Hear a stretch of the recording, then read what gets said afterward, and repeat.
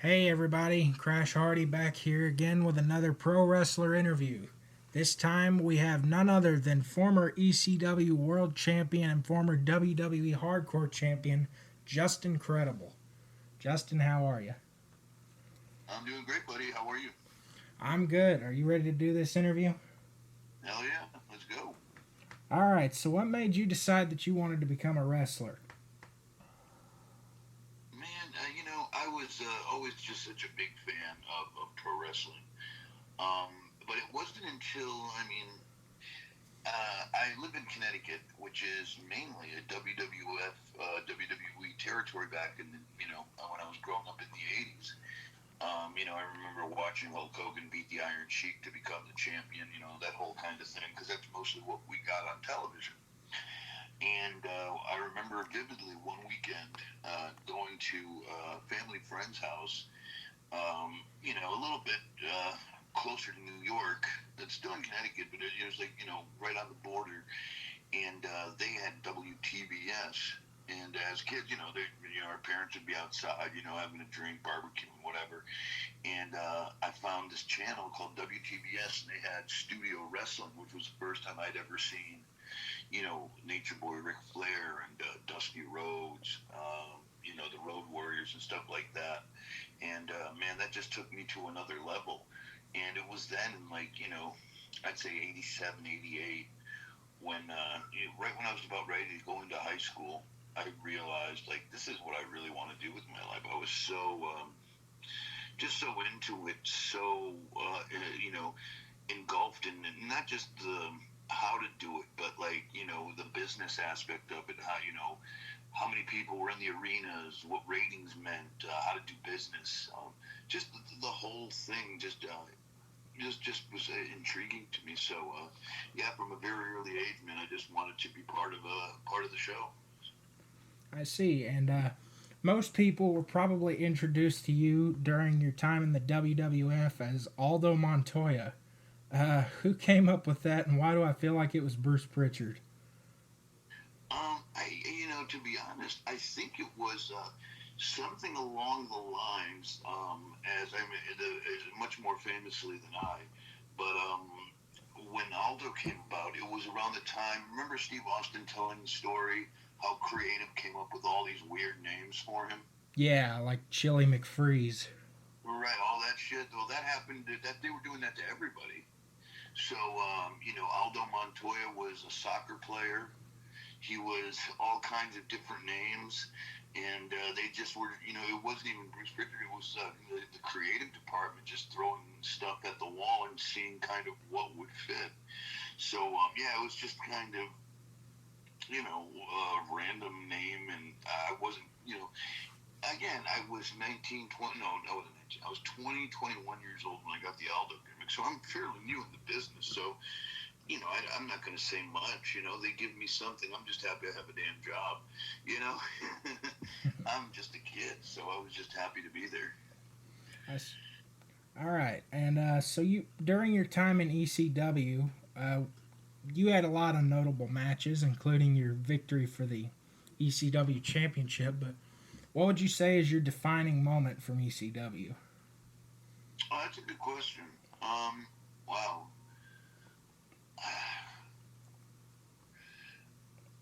Yeah, man, there's so many, but I guess I would have. Most people would say the match I had with Jerry Lynn, believe it or not, and it was Heatwave 1998. It was one of the biggest pay-per-views we had done.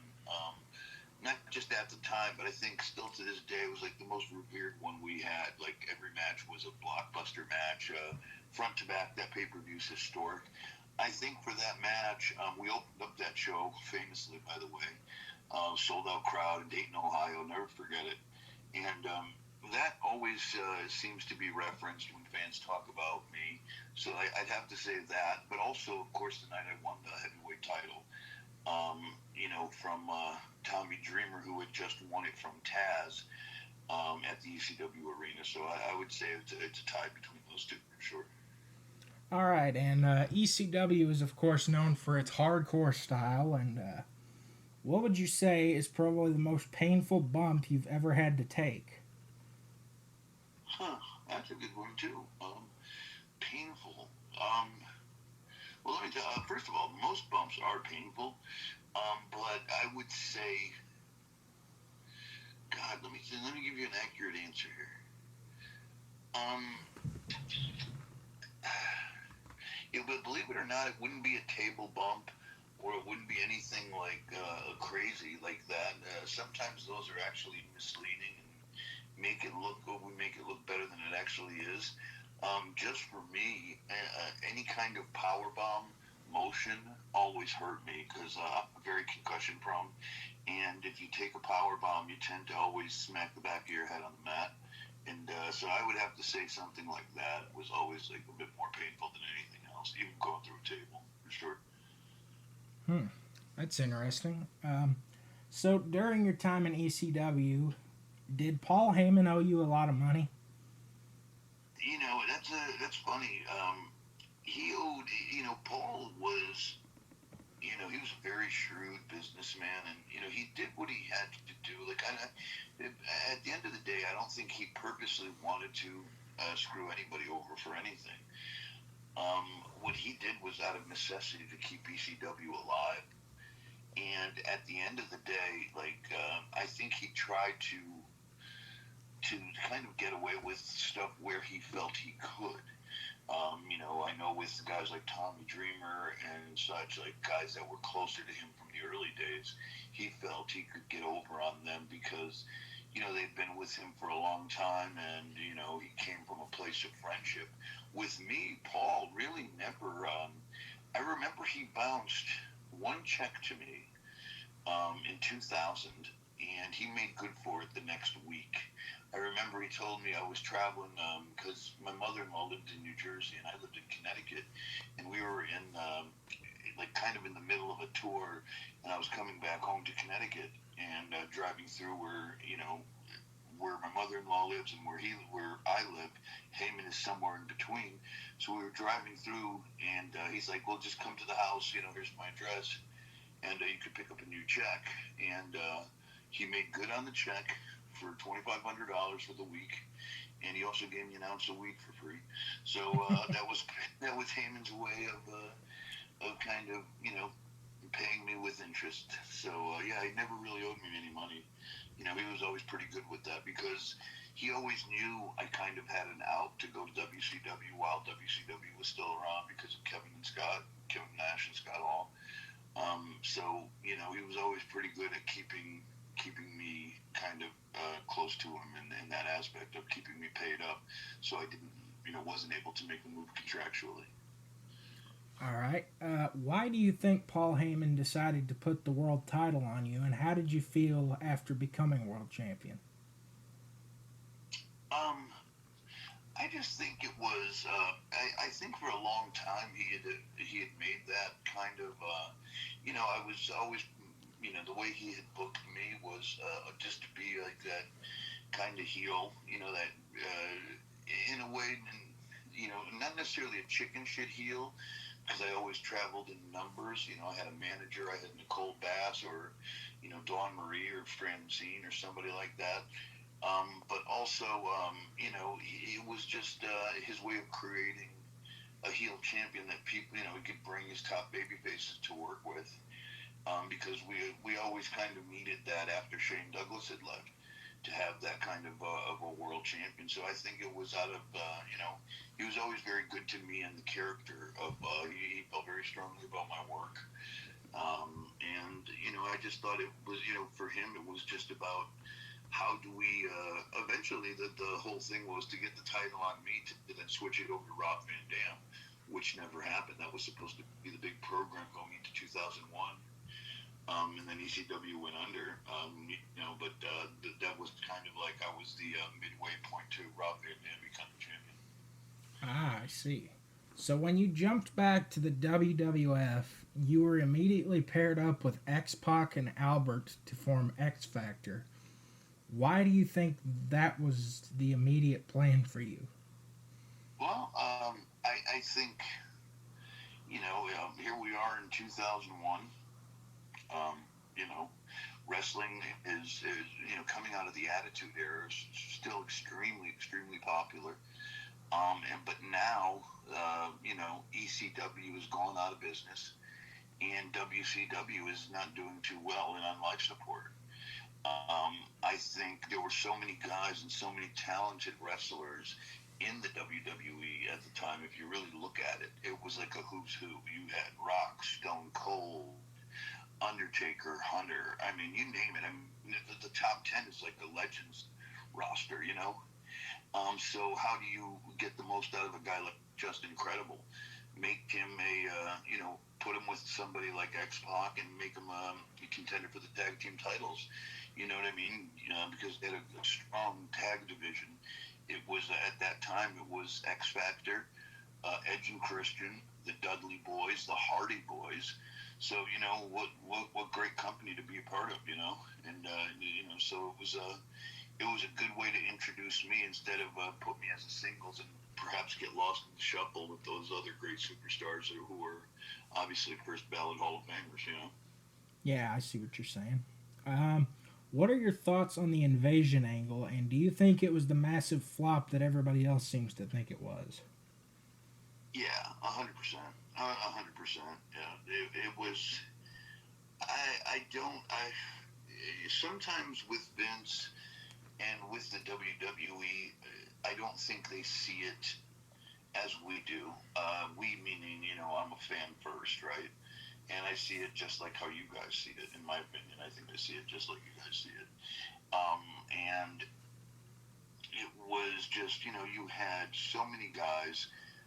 Again, it's the same problem. You have three, at the end of 2000, there were three healthy companies: ECW, viable, healthy, great wrestlers; WCW, same thing. And all of a sudden now there becomes one where you have to, everything gets condensed. So you have how many superstars didn't even make the cut, right, to get a job in 2001? So many great wrestlers. I was just lucky to be a part of that. And when the invasion happened, man, they just, it just, instead of letting, that's the shit, like the invasion should have been like, fans could have booked that with a blind eye, just have top guys against top guys and so on and so forth. And they just made it this diluted, weird kind of thing that, I mean, quite honestly, it's probably the biggest flop in pro wrestling history. They literally had everything coming out of one of the strongest periods in pro wrestling history as far as money and storylines and everything, merchandise. I mean, the numbers were astronomical, and to really throw it away was, it's wild. They just missed out on so much potential, so much. It would have been so different if they would have just stayed true to, what fans wanted at that time. All right, and so you were released in late 2002. What was the reasoning for your release? I was just having just having a hard time, dude. Just kind of frustrated with the business, frustrated with the lack of really doing anything in the WWE. I was traveling with Jeff Hardy a lot. I was partying a lot, and one night Jeff Hardy and I missed one of the flights to go to a town, and instead we chose to drive because we were out getting high. And when I got to TV that night, both Jeff Hardy and I got sent home, and that was the beginning of the end for me. I see. So when WWE told you that they were going to be bringing back the ECW company as a brand, what were your expectations for the show? Man, I thought, because ECW there was so much left to be done. There was still such an amazing, underground kind of buzz around ECW. I mean, to have that revisited, because we really did get shut down while we were on top. I remember the last two shows we had were Massacre on 34th Street, and I think there was another one there. Well, I forgot the name of it, but there were two sold-out shows we did at the Hammerstein Ballroom. I main evented both of them with other guys, another cast, with like Jerry Lynn and Steve Corino, Sandman, all those guys. It was still such a ECW. When I got the call, it was like, we're going to be doing this again. I thought, wow, this is going to be a great opportunity to really put a closing chapter on what we started. And once again, Vince, and I don't blame it all on Vince, but Vince and the WWE, whatever powers that be there, they just can't seem to help themselves of fucking up the easiest shit you can throw at them. I mean, it's something that could have booked itself for years if you would have just left it alone, And they start getting too cute and start doing weird shit, and you get what you got, which was that horrible period of ECW on Sci-Fi, with vampires and zombies and other bullshit. Yeah. So, how did you wind up becoming a member of the Kliq? It really just happened because of my friendship with Scott Hall. Really, I remember when I first started traveling in the WWE, I was, in my early 20s, maybe 21 tops. I couldn't even rent a car in those days, because you had to be like 24 years old. So I was traveling with some people in the office, Tony Correa and Renee Goulet, who were producers / what we called agents back then. And I remember going to one of the house shows, and Razor asked me, he goes, "Who are you traveling with?" And I'm like, "Oh, with Tony Correa." And he goes, "Man, you're gonna, you can't do that. It's like the boys are gonna think you're a stooge for the office." Hey, Justin, I don't mean to cut you off, but you're cutting out really bad. Oh, I'm sorry. How about now? Still pretty bad. Well, just call me right back. All right.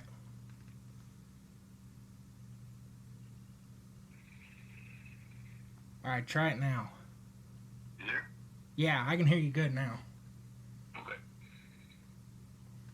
I think it's better. Go ahead and continue your story.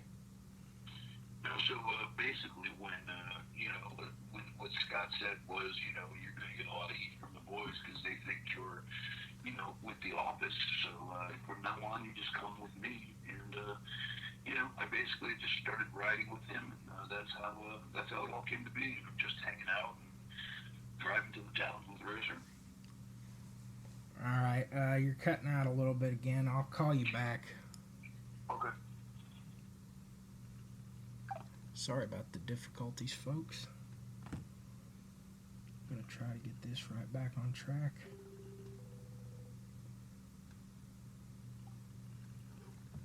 Hello. Yeah, can you hear me? Yep. All right, you sound perfect now. Okay. All right, we're going to finish up this interview with a little bit of name association, if that's all right with you, Justin. Sure. All right, so first name I got on the list is Shawn Michaels. Greatest wrestler of all time.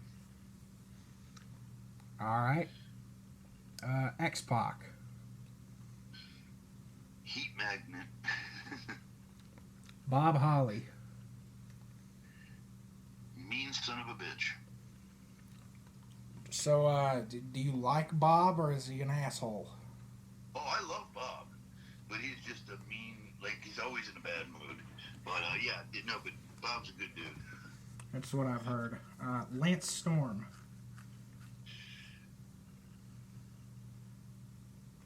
Very militaristic and quiet. I see. The late, great Chris Candido.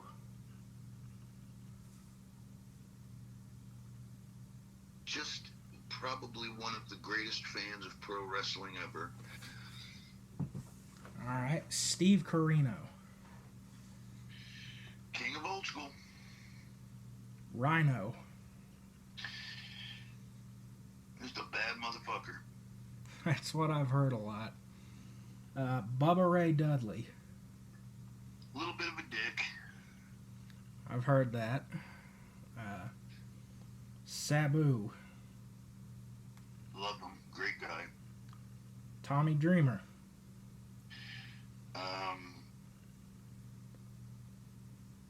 Our age's Terry Funk. It's a very high compliment. Yeah, it's the truth. Stevie Richards. A little bit of a douche. Crash Holly. He was a good guy.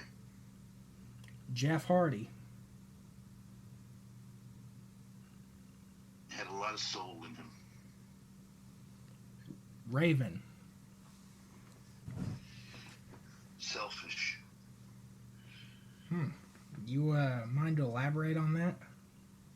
Just always about, literally, like, what about me? What about Raven? That was a shoot. You know, it was always about what Scotty wanted.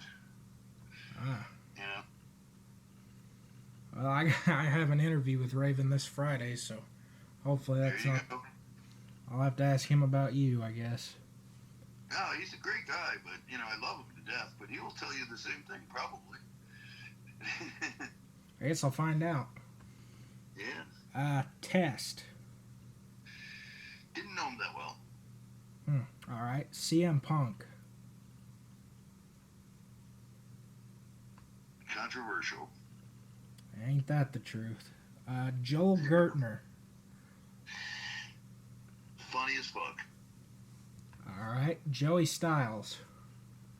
One of the best to ever cover the business. Bradshaw. Dick. I saw that coming from a mile away. Michael Hayes. Two-faced. Ooh. Yeah, and it unfortunately takes away from his greatness. All I right. think he's great, but, you know, Two-faced is more of the name for him.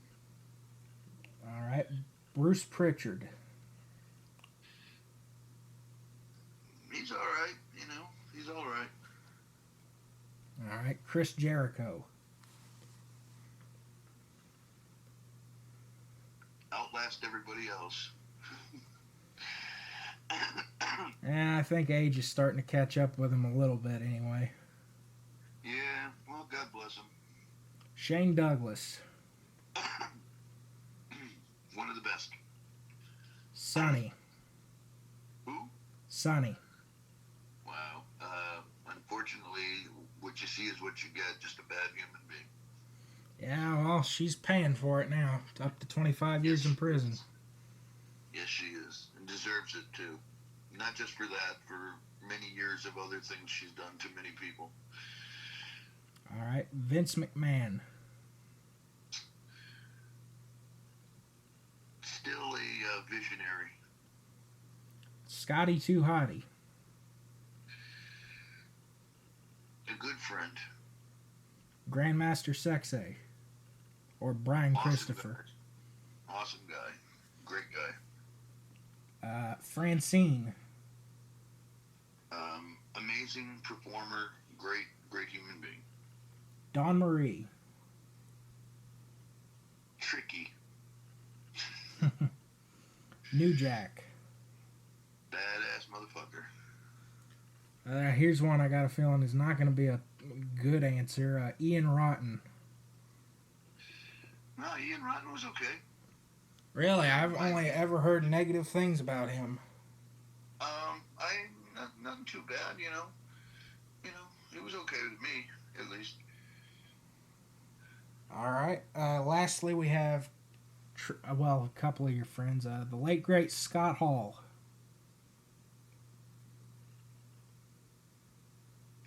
Well, I want to get this right.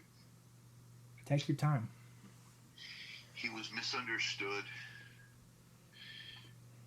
very damaged. Deep down inside, he was a good person, but he could never just let who he really was shine because he was just too fucked up about this business. I see. Complex answer. I know. That's a shame. Kevin Nash. Great dude. And lastly, Triple H. A businessman. Worked his way to the top, that's for sure. I was there before he was. And I drove with him in the early days when he was a nobody, and I saw him rise to the top. So exactly what I said. Business, not personal. But there's never a personal with him, unfortunately. All right, well, that's all I got for today. Thank you, Justin, for this interview. I've had a blast talking with you. Do you have anything you'd like to promote?